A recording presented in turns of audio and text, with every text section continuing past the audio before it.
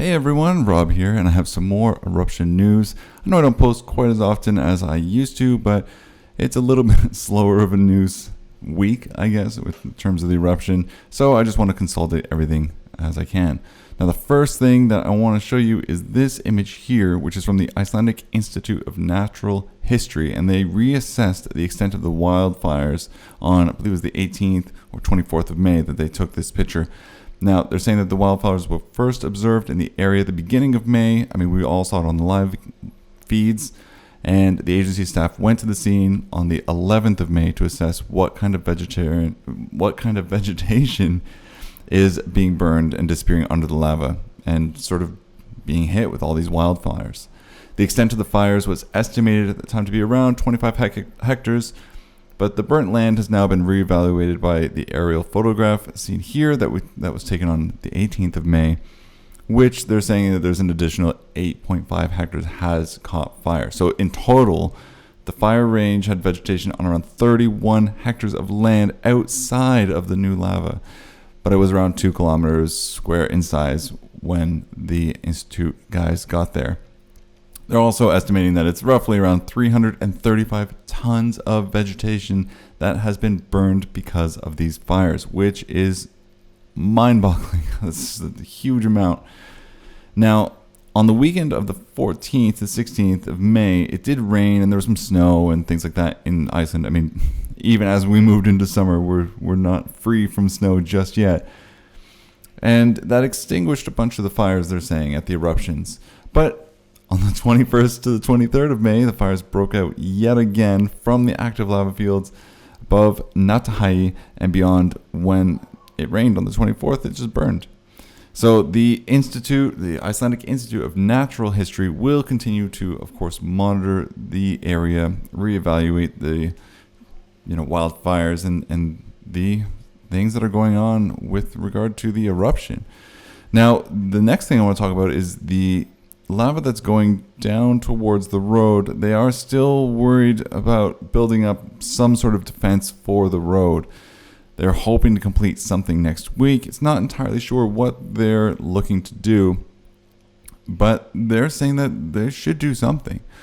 This road, which is Söderstrandsvegur, is one of the main roads that places like Grindavik use in order to escape any potential dangers that they might face.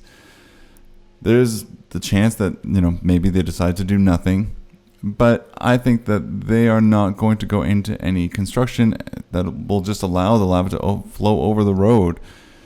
They think that it's unlikely, or the people in making these decisions think that it's unlikely that they're not going to just do anything. As Söderstrandsvegur, this road is important.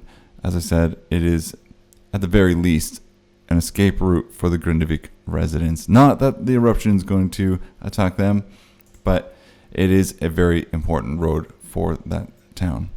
Now, the last thing I want to go into is talking about a lot of the optical fibers, cables, and things like that they have under the ground. Now, typically, they're not too deep. They have been doing tests and putting the optical cables under and watching as the lava goes over top to see what happens and if it still works. Now, they are saying that these experiments that they did were a complete success. They have put this underneath, and it was under the lava for 7 days, and the activity is just totally normal. And they're saying that's very positive because now they're able to preemptively dig these cables a little bit deeper, maybe 70 centimeters or more, and not have to worry about communication or fiber optic cables being disrupted because of the lava, which is really good news. Although once the lava's over top, I guess if something breaks, it's very difficult to repair it. But I think that's, it's huge news that the experiment that they did was a complete success. The cables are going to be fine. They're hoping, maybe they can do something about the road. A lot of people in the comments have been saying, just channel the lava, dig a tunnel to build a bridge, just do something. I'm not sure to what extent they're going to decide on doing to try and save this road, or if they're just going to do nothing. I'm going to be going back, hopefully this week, to the eruption, taking a good look at exactly how far the lava has reached. I have heard that you can now see the lava from the road. You don't need to hike all the way anymore. So who knows where it's going to be when I get there, but yeah, I'm excited to find out. So that's basically a bunch of updates all in one, and I hope you enjoy these updates. I hope you enjoy the commentary that I provide on the Eruption.